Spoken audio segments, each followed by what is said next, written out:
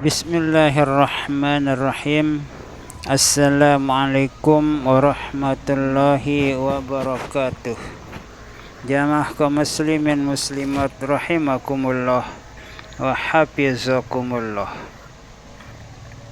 Jika dikatakan anggota jima, bayangan kebanyakan orang adalah pada kemaluan laki-laki atau yang disebut dengan istilah zakar, dan kelamin atau kemaluan perempuan yang diistilahkan dengan farj. Di sini kita akan membahas tentang manfaat mengetahui anggota jima. Jadi ada beberapa rahasia yang terdapat di balik kelamin manusia. Manusia itu adalah hewan yang berakal. Al-insanu hayawanun natiq. Itu yang terdapat di dalam kitab ilmu mantik, bahwa manusia adalah hewan yang diberi akal oleh Allah Subhanahu wa ta'ala. Namun kita ada di antara sekian banyak manusia itu, walaupun diberi akal, akalnya itu tidak dipergunakan untuk hal-hal yang telah digariskan oleh Allah Subhanahu wa ta'ala dan Rasulullah sallallahu alaihi wasallam. Artinya kita banyak mendengar berita-berita, mendengar cerita-cerita dan semacam pengetahuan yang terjadi pada masa sekarang ini. Umat manusia itu padahal punya akal, namun mereka itu tidak sedikit yang mau berhubungan dengan hewan. Padahal hewan itu adalah membahayakan bagi kondisi atau fisik manusia. Artinya kita sebagai umat manusia itu, maka pergunakanlah akal kita itu sesuai dengan tuntunan Al-Quran maupun Al-Hadis Rasulullah sallallahu alaihi wasallam. Bayangan ini kurang tepat karena anggota jima tidak terbatas kepada kedua alat itu saja, tetapi meliputi seluruh tubuh manusia, baik yang nampak maupun yang tersembunyi. Jadi pikiran dan perasaan juga termasuk salah satu atau bagian dari anggota jima. Telaga Al-Kautsar yaitu istilah Melayu untuk langit-langit tekak juga anggota jima. Aura tubuh juga anggota jima, dan sebagainya dan sebagainya.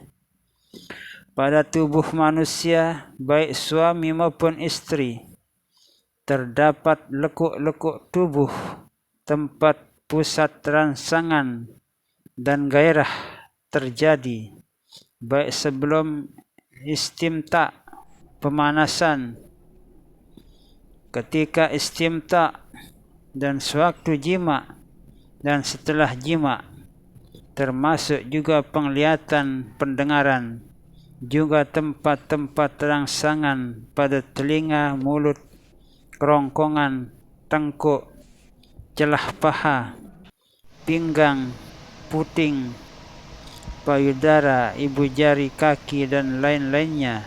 Di samping zakar dan farj juga merupakan anggota jima.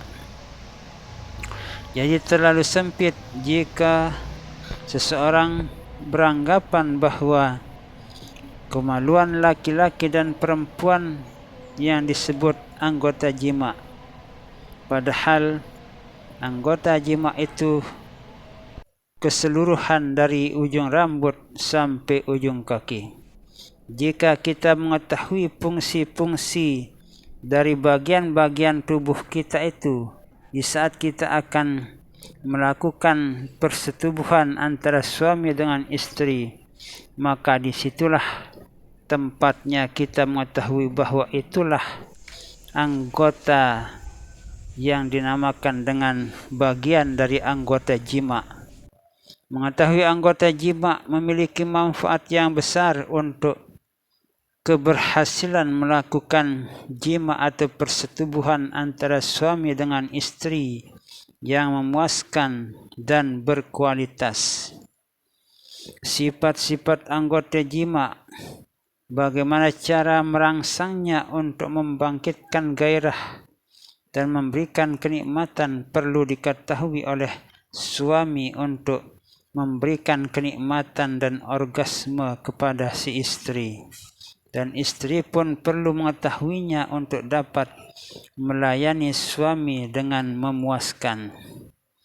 Artinya, antara suami dan istri harus saling bekerja sama, saling memberikan masukan bagaimana cara agar si istri itu bisa menikmati dan si suami pun juga bisa merasakan kenikmatan yang dinamakan dengan hubungan atau persetubuhan antara suami dengan istri. Pendidikan seks barat membahas anggota jima ini dari sudut pengetahuan modern. Namun ada beberapa anggota jima yang tidak disentuh oleh pengetahuan barat dan hanya diketahui oleh Islam dan masyarakat timur.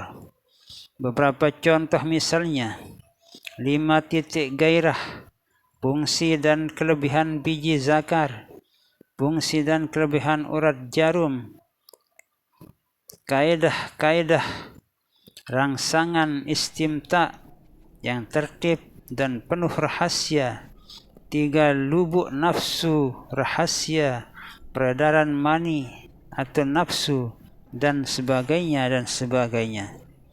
Pengetahuan yang rinci mengenai hal ini menjadi dasar bagi keberhasilan persetubuhan antara suami istri dengan memuaskan dan berkesan tanpa menyakiti perasaan pasangan.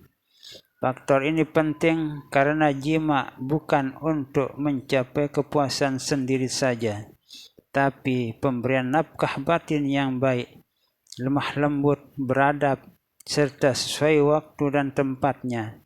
Seperti pepatah Melayu mengatakan, nafkah batin itu seolah-olah mencari lauk pauk untuk makan istri. Maka yang pertama harus diketahui adalah kesukaannya, kemudian merancangnya agar tidak hanya mencari lauk yang serupa setiap hari, karena itu menjemukan.